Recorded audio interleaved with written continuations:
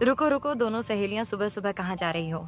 अरे गंगा, कविता, देखो ना कितना फर्क है हमारी किस्मत में। मुझे देखो, मैं इतने अमीर घर की बहू बन गई हूँ, यहाँ ससुराल में राज कर रही हूँ।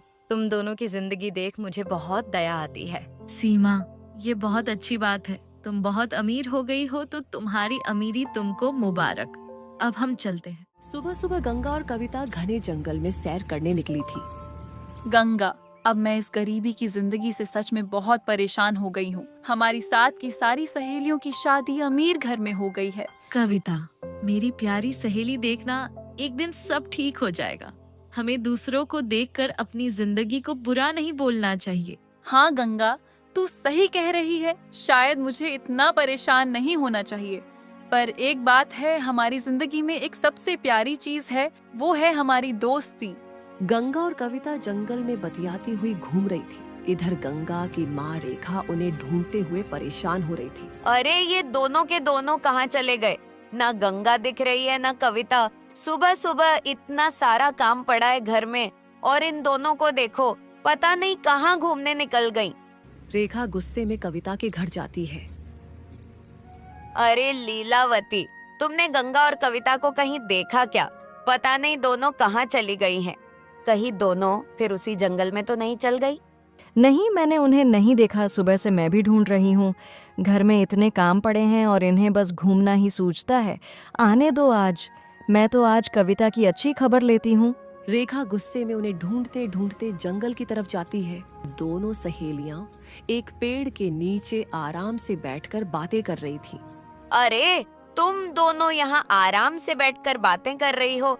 घर में सुबह सुबह इतना सारा काम पड़ा है और तुम्हें जरा भी फिक्र नहीं है। कितनी बार मना किया है तुम दोनों को कि इस घने जंगल में मत आया करो। तुम्हें समझ में नहीं आता क्या? यहाँ चोर घूमते रहते हैं, कोई भी अनहोनी हो सकती है। माँ, हम तो बस ऐसे ही सुबह सुबह थोड़ी सैर करने आ गए थे। हमें लगा थोड़ी देर इस सुंदर हरे भरे जंगल में घूम लेंगे तो अच्छा लगेगा।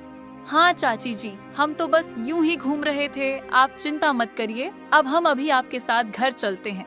आगे से बिना बताए अगर तुम दोनों यहाँ आई ना तो अच्छा नहीं होगा। अब चलो मेरे साथ। रेखा दोनों को उस घने जंगल से घर वापस लेकर चली जाती है। घर के बाहर खाट पर रेखा और लीलावती बैठी थी और दोनों आपस में बातें कर रही थी। कविता आंगन की सफाई कर रही थी। तभी वहाँ गंगा आती है। अरे कविता, चलना, रोज की तरह हम दोनों नदी के किनारे कपड़े धोने चलते हैं। साथ साथ बैठकर कपड़े धोएंगे तो काम का पता ही नहीं चलेगा। हाँ गंगा, बिल्कुल, चल, मैं भी अपने घर के सारे कपड़े लेकर चलती हूँ। आज फिर हम दोनों साथ में बैठकर बातें करते करते कपड़े धोएंगे। दोनों सहेलियों ने अपने अपने कपड़े उठाए और नदी की ओर चल पड़ी। देखो लीलावती, हमारी दोनों बेटियों में बचपन से ही कितना गहरा प्यार है। एक दूसरे के बिना तो इनका मन ही नहीं लगता। हाँ बहन, बिल्कुल सही कह रही हो तुम। इन दोनों की दोस्ती सच में बहुत अनमोल है। भगवान करे इनकी दोस्ती को कभी किसी की नजर न लगे। बचपन से साथ हैं और आज भी वैसे ही एक दूसरे का साथ निभा रही हैं। नदी किनारे गंगा और कविता साथ बैठकर कपड़े धो रही थी। चारों तरफ शांति थी। तभी थोड़ी दूर एक अनजान लड़का खड़ा होकर काफी देर से उन्हें देख रहा था। कुछ देर बाद वह धीरे धीरे उनके पास आया और कविता की ओर देखकर बोला, क्या तुम मुझे तुम्हारा नाम बता सकती हो? उसकी बात सुनकर गंगा और कविता दोनों खड़े हो गए। तभी गंगा तुरंत गुस्से में बोली, अरे तुम कौन हो? तुम्हें क्या मतलब मेरी सहेली के नाम से? चलो भागो यहाँ से।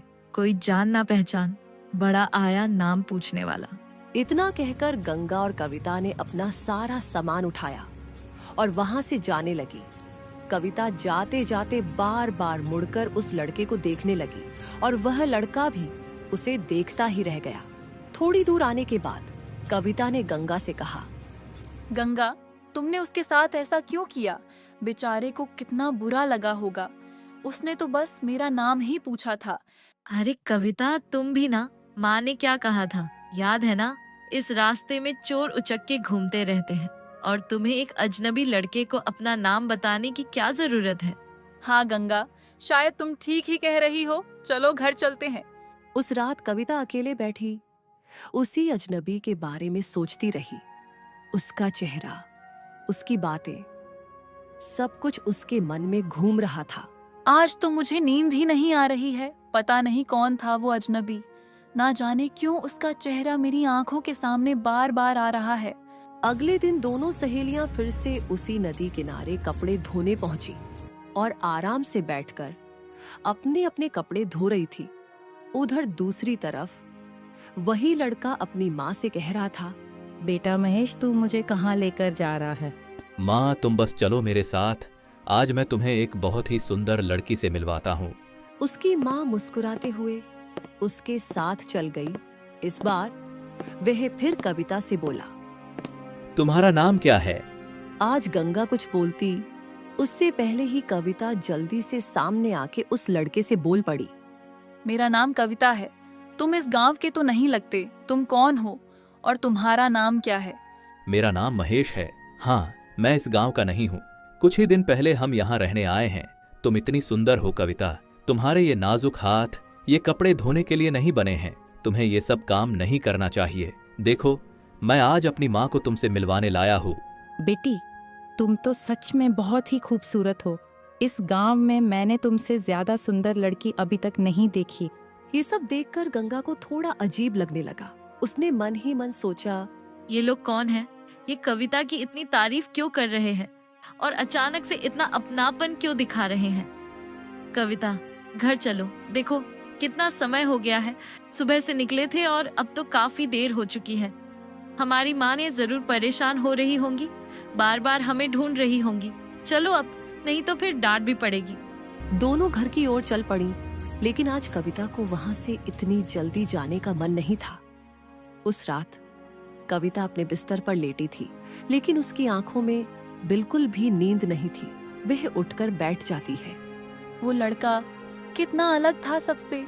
उसकी बात करने का तरीका, उसकी आंखों में जो अपनापन था, पता नहीं क्यों, लेकिन उससे बात करके मुझे बहुत अच्छा लगा। ऐसा लग रहा था जैसे मैं उसे पहले से जानती हूँ। अगर आज गंगा मुझे रोकती नहीं तो शायद मैं उससे और भी बातें कर पाती। वह खुद ही मुस्कुरा उठती है। तभी कविता की माँ लीलावती कमरे में आकर बोलती है, अरे कविता, तू अभी तक जाग रही है? और ये क्या, आधी रात को ऐसे अकेले अकेले हंस क्यों रही है? तुझे हो क्या गया है? देख, ज्यादा सोच विचार मत किया कर रात में। जल्दी से आंख बंद कर और सो जा, नहीं तो सुबह उठने में देर हो जाएगी। फिर सारा काम भी पड़ा रहेगा। अगली सुबह कविता आंगन में अकेले बैठी गहरी सोच में डूबी थी। गंगा मुझे कभी महेश से ठीक से बात ही नहीं करने देती। हर बार बीच में बोल पड़ती है और मुझे रोक देती है। अगर आज भी वो मेरे साथ गई तो फिर से वही होगा। मैं उससे खुलकर बात ही नहीं कर पाऊंगी। आज मैं उसे अपने साथ नहीं ले जाऊंगी। आज मैं अकेले जाऊंगी और उससे जी भरकर बात करूंगी। थोड़ी ही देर में गंगा वहां आ जाती है। अरे कविता, चलना, जल्दी कर, कपड़े धोने चलते हैं। आज तो मौसम भी कितना अच्छा है। नहीं गंगा, आज मेरा मन बिल्कुल नहीं है। देखना, मेरी तबीयत भी कुछ ठीक नहीं लग रही है। आज मुझे कहीं जाने का मन नहीं कर रहा है। लगता है आज आराम करना ही ठीक रहेगा। हम दोनों कल साथ में चलेंगे। अरे तबीयत खराब है तो तू आराम कर, काम तो कल भी हो जाएगा। ठीक है, मैं भी आज अपने कपड़े रख देती हूँ। हम दोनों कल साथ में ही चलेंगे, तू बस आराम कर। जैसे ही गंगा वहां से गई, कविता बिना देर किए चुपचाप सीधा नदी किनारे पहुंच गई। नदी किनारे पहुंचकर कविता इधर उधर देखने लगी और एक जगह बैठकर उसका इंतजार करने लगी। आज महेश अभी तक क्यों नहीं आया? मैं कब से उसका इंतजार कर रही हूँ। कहीं वो आज आएगा ही नहीं तो मैं क्या करूंगी ऊपर से। आज मैं अपनी बचपन की सहेली से झूठ बोल कर आई हूँ। थोड़ी देर बाद महेश वहां आता है। उसे देखते ही कविता का चेहरा खिल उठता है। अरे कविता, तुम आज अकेली आई हो? तुम्हारी सहेली नहीं आई? आज तो तुम और भी सुंदर लग रही हो। हाँ, आज मैं अकेली ही आई हूँ। कब से तुम्हारा इंतजार कर रही थी। अच्छा हुआ। सच बताऊं, तुम्हारी वो सहेली मुझे हमेशा तुमसे बात करने से रोक देती थी। आज पहली बार मुझे मौका मिला है कि मैं तुमसे आराम से बिना किसी रोक टोक के बात कर सकूं। चलो मेरे साथ, मैं तुम्हें एक खूबसूरत जगह लेकर चलता हूँ। उसी समय गंगा लकड़ियां लेकर वहां से गुजर रही होती है और उसे कविता महेश के साथ दिख जाती है। ये क्या, कविता यहाँ, और वो भी उस लड़के के साथ? कविता ने तो कहा था कि मेरी तबीयत खराब है, मतलब उसने मुझसे झूठ बोला। गंगा नाराज होकर वहां से चली जाती है। इधर वो अजनबी लड़का महेश कविता को एक बहुत ही सुंदर जगह लेकर जाता है। ये जगह तो सच में बहुत खूबसूरत है। कितने सुंदर सुंदर फूल हैं यहाँ। सालों से इसी गांव में रहते हुए भी मैंने ये जगह कभी नहीं देखी थी। कविता, तुम मुझे बहुत अच्छी लगती हो। जब से मैंने तुम्हें पहली बार देखा है, तभी से मैं तुम्हारे बारे में ही सोच रहा हूँ। मेरे लिए तुम्हारी सादगी, तुम्हारी मुस्कान, सब कुछ बहुत खास है। कविता, देखो, आज मैं तुम्हारे लिए कुछ खास लेकर आया हूँ। ये एक छोटा सा उपहार है तुम्हारे लिए। कविता चमकती हुई सोने की अंगूठी देखकर हैरान रह जाती है। महेश, ये मेरे लिए है? ये तो बहुत महंगी लग रही है। ये बहुत ही खूबसूरत है। हाँ, सिर्फ तुम्हारे लिए, क्योंकि सिर्फ तुम इसके लायक हो। कविता, मैं तुमसे शादी करना चाहता हूँ। महेश, तुम भी मुझे बहुत पसंद हो। सच कहूँ तो जब से मैंने तुम्हें देखा है, तब से तुम बार बार मेरे ख्यालों में आते हो। और आज मैं तुमसे ये कहना चाहती हूँ कि मैं तुमसे शादी करने के लिए तैयार हूँ। चलो कविता, मैं तुम्हें अपना घर दिखाता हूँ। कविता अब उस चमकती अंगूठी और महेश की बातों में पूरी तरह खो चुकी थी। उसे बस एक नया सपना दिख रहा था, एक अमीर और खुशहाल जिंदगी का सपना। देखो, वो सामने जो बड़ा घर दिख रहा है, वही मेरा घर है। चलो, तुम्हें माँ से मिलवाता हूँ। बेटी, तुम हमारे घर की बहू बन जाओ। तुम बहुत खुश रहोगी। तुम्हारे इस घर में आने से हमारी जिंदगी में रौनक आ जाएगी।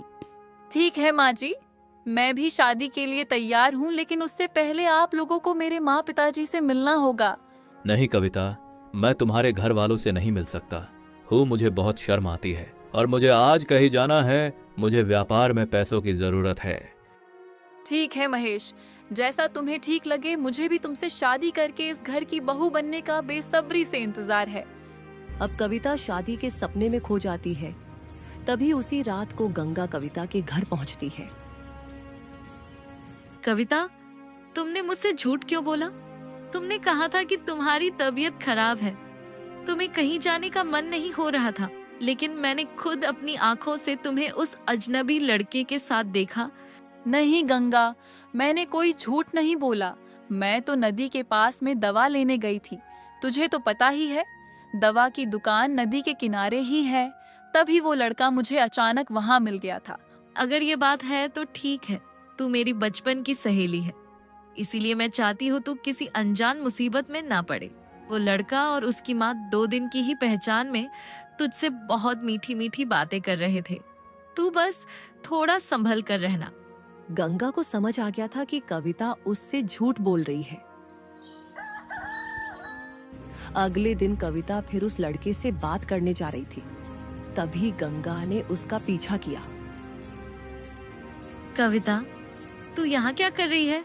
तेरी तो तबीयत ठीक नहीं है ना, तो तू क्यों इतना घूम फिर रही है? कहीं फिर उसी लड़के से बात करने तो नहीं जा रही? गंगा, मैं बहुत दिनों से देख रही हूँ, तू मुझे हर बात में टोकती रहती है। तुझे क्यों इतनी परेशानी हो रही है? क्या तुझे जलन हो रही है?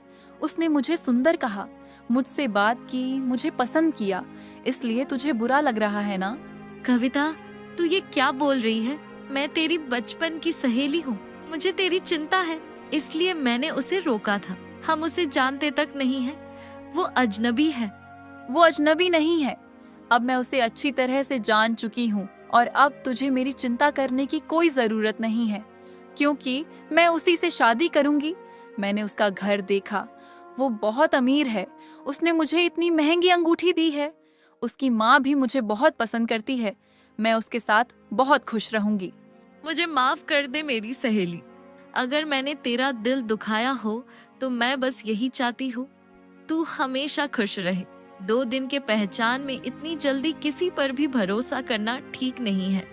अरे बस कर गंगा, अब तेरा बहुत हो गया। मैं तुझसे तंग आ गई हूँ। इसी नदी किनारे हमने बचपन में वादा किया था ना कि हम एक दूसरे का साथ कभी नहीं छोड़ेंगे। तो सुन, आज मैं इसी जगह ये जबरदस्ती की दोस्ती तोड़ती हूँ। आज से तू मेरी कुछ नहीं लगती। इतना कहकर कविता गुस्से में वहां से चली गई। गंगा वहीं बैठी रोती रह गई। अगली सुबह कविता अपने माँ पिताजी के पास गई। माँ, पिताजी, मुझे आपसे एक जरूरी बात करनी है। मैं एक लड़के को पसंद करती हूँ। वो बहुत अच्छा है, बहुत नेक दिल इंसान है, और सबसे बड़ी बात, वो बहुत अमीर भी है। मैं उसी से शादी करना चाहती हूँ। मैंने फैसला कर लिया है। कौन है वो लड़का और वो तुझे कहाँ मिला? तू कब से उसे जानती है? क्या वो इसी गांव का है? वो इस गांव में नया है। मैं उसे बस 2-3 दिन से जानती हूँ, लेकिन वो बहुत अच्छा है पिताजी। दिल का साफ है, मुझे बहुत सम्मान देता है। उसकी माँ भी बहुत अच्छी है। मैं उसी से शादी करूंगी। कविता, तू 2-3 दिन में किसी को कैसे पहचान सकती है, वो भी एक अजनबी को? ना वो इस गांव का है, ना हम उसे जानते हैं। ऐसे कैसे हम तेरा रिश्ता वहां कर दें? पहले तू हमें उससे मिलवा, फिर हम सोचेंगे कि आगे क्या करना है। कविता एक पल के लिए चुप हो गई। उसे महेश की बात याद आ गई कि उसने कहा था कि मैं तुम्हारे माँ पिताजी से नहीं मिल सकता, मुझे शर्म आती है। मैं आपको उससे नहीं मिलवा सकती। आप बस इतना जान लीजिए, मेरी शादी उसी से होगी, चाहे कुछ भी हो जाए। ये कैसी बातें कर रही है तू? बिना देखे बिना जाने हम अपनी बेटी की शादी किसी से कैसे कर दें? पहले उसे यहाँ बुला, हम उससे बात करेंगे, उसके बाद ही कुछ तय होगा। हम तेरे माँ बाप हैं कविता, हम तेरी भलाई ही चाहते हैं। तू हमारी बात क्यों नहीं समझ रही है? जब तक हम उससे नहीं मिलेंगे ये शादी नहीं होगी। आप लोग कभी मेरी खुशी नहीं समझेंगे। आप बस अपनी पुरानी सोच में ही जीते रहिए। मैं अपनी जिंदगी का फैसला खुद करूंगी। कविता समझ चुकी थी कि उसके माँ बाप कभी उस लड़के से बिना मिले शादी के लिए तैयार नहीं होंगे। उसी रात कविता ने मन बना लिया था कि अब वो बिना बताए घर से निकल जाएगी। मेरे महेश को व्यापार में पैसों की जरूरत है, इसीलिए मुझे ये सारे पैसे उसके लिए ले जाने होंगे। माँ, पिताजी को बिना बताए जाने में बुरा तो लग रहा, पर अब मेरे पास कोई दूसरा उपाय नहीं है। अगले दिन भोर में जब सब गहरी नींद में सो रहे थे, कविता चुपचाप उठी। उसने धीरे धीरे घर के सारे पैसे एक बैग में भरे। महेश की मीठी मीठी बातों में आकर वह इतनी अंधी हो चुकी थी कि उसे कुछ भी सही गलत नहीं लग रहा था, तो बिना किसी को बताए वह घर से निकल गई। सुबह होते होते कविता महेश के घर पहुंच गई। महेश और उसकी माँ दोनों की नजर सबसे पहले सीधे उस बड़े से बैग पर पड़ी जो पैसों से भरा हुआ था। अरे कविता, स्वागत है तुम्हारा। हम तो तुम्हारा ही इंतजार कर रहे थे। तुम आ गई, अब सब कुछ अच्छा ही होगा। आओ बेटी, आओ। आज से ये घर ही तुम्हारा है। तुम हमारी होने वाली बहू हो। तुम्हारा स्वागत है इस घर में। बेटी, ये जो तुम इतना सारा सामान और गहने लेकर आई हो ना, ये सब तुम मुझे दे दो। मैं इसे बहुत अच्छे से संभाल कर रखूंगी। आजकल जमाना बहुत खराब है, कहीं कुछ खो गया तो नुकसान हो जाएगा। माँ सही कह रही हैं, तुम ये सब उन्हें दे दो। माँ सब कुछ बहुत अच्छे से संभाल कर रखती हैं। हाँ माँ जी, आप ये सब ले लीजिए। मैं ये सब आप लोगों के लिए ही तो लाई हूँ। महेश ने कहा था उसे व्यापार में पैसों की जरूरत है, आप इसे अच्छे से संभाल कर रखिए। महेश, अब हम शादी कब करेंगे? आज ही हमारी शादी है ना? आज हमारा सबसे खास दिन है। हाँ कविता, आज ही हमारी शादी है। बस थोड़ी ही देर में पंडित जी आने वाले हैं। मंडप भी तैयार है, सब इंतजाम हो चुका है। तुम अंदर चलो, अब जाओ। कविता अपने कमरे में अच्छे से तैयार हो जाओ, दुल्हन की तरह सज कर आओ। तब तक मैं भी अपनी तैयार हो जाता हूँ। कविता अंदर जाकर दुल्हन की तरह सजने संवरने लगी। वह आईने के सामने खड़ी होकर खुद को देख रही थी। हाथों में चूड़ियां, माथे पर बिंदी, गहनों से सजी हुई उसके चेहरे पर एक अलग ही चमक थी। उधर कविता के घर सुबह जब लीलावती और हरिलाल उठे तो उनका दिल बैठ गया। घर खाली था, पैसे और गहने सब गायब थे। दोनों का रो रो कर बुरा हाल हो गया। मेरी बेटी, वो हमें छोड़कर चली गई, वो भी एक अजनबी के साथ, और 1 रुपया तक नहीं छोड़ा। मेरे पति की जीवन भर की कमाई उड़ा ले गई वो। हमने तो सिर्फ उसकी भलाई चाही थी, लेकिन उसने हमारा भरोसा ही तोड़ दिया। पूरे गांव में हमारी बेइज्जती करवा दी उसने। गंगा ये सब देखकर बहुत दुखी हो गई। थोड़ी देर बाद गंगा सीधे कविता के ससुराल पहुंच गई। कविता, तूने ऐसा क्यों किया? तेरे माँ बाप का रो रो कर बुरा हाल है। उन्होंने तुझसे कहा था ना कि वो तेरी शादी करवा देंगे, बस एक बार उस लड़के से मिलवा दे। लेकिन तूने क्या किया? तू घर का सारा पैसा और गहने लेकर भाग गई। तेरे माँ बाप के लिए 1 रुपया भी नहीं छोड़ा। और तू इस लड़के को बस 2 दिन से जानती है और उसके लिए तूने सब कुछ छोड़ दिया। अगर ये इतना ही अमीर है तो इसे तेरे पैसों की क्यों जरूरत पड़ गई?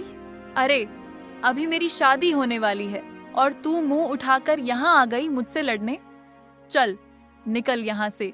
आज से मेरा तुझसे कोई रिश्ता नहीं है और ना ही मेरे माँ बाप से। अब मेरा रिश्ता सिर्फ मेरे पति और मेरी सास से है, क्योंकि ये मुझे प्यार देते हैं और वो सब दे सकते हैं जो मेरे माँ बाप कभी नहीं दे पाए। निकल जा मेरे घर से। गंगा की आंखों में आंसू आ गए। वह चुपचाप वहां से चली गई। चलो माँ, हमारा काम हो गया। हमने पहले से तो इतनी चोरियां कर ही रखी थी, पर इतना सारा पैसा और सोना और मिल गया। इस लड़की ने तो हमारी जिंदगी बना दी। इतने गांवों में चोरी की है हमने, लेकिन इस गांव से तो सबसे बड़ा हाथ लगा है। हाँ बेटा, अब हमें यहाँ से जल्दी निकलना होगा। यहाँ गांव में लोग हमें पहचानने लगे हैं। अब चल, सारा सामान उठा। दोनों माँ बेटा सारे पैसे और गहने लेकर वहां से तुरंत भागने लगे। तब तक कविता कमरे से सज धज कर बाहर आई और कहने लगी, माँ जी, महेश, देखिए मैं तैयार हो गई हूँ। अरे, सब लोग कहाँ चले गए? अभी तो यहीं थे। कोई दिख क्यों नहीं रहा है? महेश, तुम कहाँ हो महेश? तभी अचानक राजा और उसका सिपाही वहां आ गए। अरे, आप लोग यहाँ? महाराज, आप मेरे घर में ऐसे अचानक? क्या हुआ है? आप क्या ढूंढ रहे हैं? तुम कौन हो? मैं इस घर की होने वाली बहू हूँ। आज ही मेरी शादी होने वाली है। बाहर मंडप भी तैयार है। ये तुम क्या बोल रही हो? किससे शादी हो रही है तुम्हारी? महेश से। वो महेश नहीं, एक बड़ा चोर है। उसका नाम हरिया है। वो और उसकी माँ गांव गांव जाकर लोगों को बेवकूफ बनाते हैं। गांव वालों को झांसा देकर उनका सारा पैसा लूट लेते हैं और भाग जाते हैं। ये घर गांव ने मुखिया लालचंद का है। यहाँ का ताला तोड़कर दोनों माँ बेटा कुछ दिनों से यही रह रहे हैं। हमें आज ही खबर मिली, हम उन्हीं को ढूंढ रहे हैं। ये सुनते ही कविता के पैरों तले जमीन खिसक गई। वह दौड़कर कमरे में गई। हे भगवान, वो दोनों तो सच में चोर निकले। सारा पैसा सब कुछ लेकर भाग गए। हे भगवान, मुझसे कितनी बड़ी गलती हो गई। मैं किस मुंह से अपने घर वापस जाऊंगी? अब सच सामने आ चुका था। प्यार में अंधी होकर कविता ने अपने ही हाथों अपनी जिंदगी बर्बाद कर ली थी। पूरा गांव ये खबर सुनकर हैरान रह गया। पूरे गांव में हल्ला मच गया था। हर कोई एक ही बात कर रहा था, कविता का होने वाला पति चोर निकला। वो सारे गहने और पैसे लेकर भाग गया। रोती बिलखती कविता अपने मायके पहुंची। उसका चेहरा आंसुओं से भरा हुआ था। वह भागकर अपने माँ बाप के पास गई। माँ, पिताजी, मुझसे बहुत बड़ी गलती हो गई। मैंने आपकी बात नहीं मानी। मैंने उस लड़के पर भरोसा किया। वो चोर निकला। मुझे शादी का झांसा देकर वो सब कुछ लेकर भाग गया। मुझे माफ कर दीजिए। अब क्यों आई है तू हमारे पास? जब तुझे हमारी बात सुननी ही नहीं थी तो अब यहाँ आने का क्या मतलब है? तूने अपने पिता की जिंदगी भर की कमाई, एक एक पैसा उस चोर को दे दिया। एक बार भी तुझे ये ख्याल नहीं आया कि तेरे माँ बाप कैसे जिएंगे, क्या खाएंगे? आज से तू मेरी बेटी नहीं है। जिस बेटी ने अपने माँ बाप का भरोसा तोड़ दिया, जो अपनी ही खुशी के लिए उनका सब कुछ लुटा दे, उससे मेरा कोई रिश्ता नहीं है। निकल जा यहाँ से। आज जो तेरे साथ हुआ है वो तेरे लालच का नतीजा है, तेरी जिद का नतीजा है। उसके माँ बाप ने उसे घर से बाहर निकाल दिया। कविता जमीन पर गिरकर रोने लगी, लेकिन गंगा यह सब दूर खड़ी देख रही थी। उसका दिल भर आया। वह दौड़कर कविता के पास आई। गंगा, तूने सही कहा था। मुझे किसी अजनबी पर इतने कम समय में भरोसा नहीं करना चाहिए था। मैं कितनी मूर्ख थी। मैंने सिर्फ उसके घर को देखकर, उसकी दौलत देखकर और एक छोटी सी अंगूठी देखकर उस पर भरोसा कर लिया। मैं लालच में अंधी हो गई थी। मुझे कुछ भी सही गलत समझ नहीं आया। मैंने अपने माँ बाप का भी ख्याल नहीं किया और तुझसे हमारी बचपन की दोस्ती तोड़ दी। मैं बहुत बड़ी गलती कर बैठी गंगा, मुझे माफ कर दे। कविता, मैंने तुझे पहले ही समझाया था कि ऐसा मत कर। तूने मेरी एक भी बात नहीं मानी। देख, वो लड़का कितना बड़ा धोखेबाज निकला। वो सिर्फ तुझे ही नहीं, पूरे गांव के लोगों को लूट रहा था। लेकिन अब जो हो गया उसे बदला नहीं जा सकता। अब तुझे अपनी गलती से सीखना होगा। कुछ समय बाद राजा के सिपाहियों ने उस चोर हरिया और उसकी माँ को पकड़ लिया। वहाँ गंगा, कविता और उसके माँ बाप को भी बुलाया गया। देखो गांव वालों, यही हैं वो चोर हरिया और उसकी माँ सरला, जो गांव गांव जाकर लोगों को बेवकूफ बनाकर उनका धन लूटते थे। अरे, इस लड़के को तो मैं पहचानता हूँ। इसने मेरे दोस्त श्यामलाल के घर में भी चोरी की थी। ये बहुत बड़ा चोर है और इसकी माँ भी इसके साथ मिलकर लोगों को लूटती है। इन्होंने मेरी बेटी को भी अपनी मीठी मीठी बातों के जाल में फंसा लिया। पिताजी, अब मुझे सब समझ में आ गया। इसीलिए ये आपसे मिलना नहीं चाहता था। इसने कहा था कि इसे शर्म आती है, लेकिन असली वजह ये थी कि आप इसे पहले से जानते थे और ये भी जानता था कि आप इसकी सच्चाई पहचान लेंगे। मुझसे बहुत बड़ी भूल हो गई। जिसका धन चोरी हुआ है सबको वापस किया जाए और इस लड़की के पिता का सारा धन भी उन्हें लौटा दिया जाए और इन दोनों माँ बेटे को बंदी बना लिया जाए ताकि ये आगे से कभी चोरी न कर पाए। सिपाहियों ने सारा सामान गांव वालों को वापस कर दिया। कविता, उसके माँ बाप और गंगा फिर से अपने घर लौट आए। देखा कविता, लालच का नतीजा क्या होता है। वो तो शुक्र है भगवान का कि उसने तुझसे शादी नहीं की। तूने जल्दी अमीर बनने के चक्कर में एक अजनबी पर भरोसा कर लिया। अगर तू अपने माँ बाप की बात मान लेती तो आज ये दिन नहीं देखना पड़ता। गंगा आगे आई और हाथ जोड़कर हरिलाल और लीलावती से बोली, चाचा जी, चाची जी, मैं हाथ जोड़कर आपसे विनती करती हूँ। कविता से बहुत बड़ी गलती हो गई है, लेकिन अब इसे अपनी गलती का एहसास हो चुका है। आप लोग इसे माफ कर दीजिए। ये अब कभी ऐसी गलती नहीं करेगी। देख कविता, देख, अब भी तेरी आंखें खुली कि नहीं। गंगा के साथ तूने अपनी बचपन की दोस्ती तोड़ दी उस चोर के लिए, और आज ये लड़की तेरी तरफ से हमसे माफी मांग रही है। थोड़ी तो शर्म कर। हाँ माँ, मुझे पता है मुझसे बहुत बड़ी गलती हो गई। मैंने गंगा और आप लोगों का बहुत दिल दुखाया है। आप लोग मुझे जो भी सजा देंगे मुझे स्वीकार है। अगर तुझे सच में अपनी गलती का एहसास हो गया है तो हम तुझे माफ करते हैं, लेकिन याद रखना, जिंदगी में कभी लालच मत करना और अपने माँ बाप की बात को कभी हल्के में मत लेना। माँ, पिताजी, गंगा मेरी प्यारी सहेली, आप सब मुझे माफ कर दीजिए। मैं वादा करती हूँ आगे से कभी ऐसी गलती नहीं करूँगी। ठीक है कविता, अब रोना बंद कर। आगे से कभी किसी की मीठी मीठी बातों में आकर अपने माँ पिताजी का दिल नहीं दुखाना और हमारी दोस्ती नहीं तोड़ना।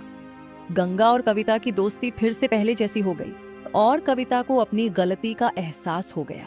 इस कहानी से यही सीख मिलती है कि लालच और जल्दबाजी में लिया गया फैसला हमेशा नुकसान ही देता है।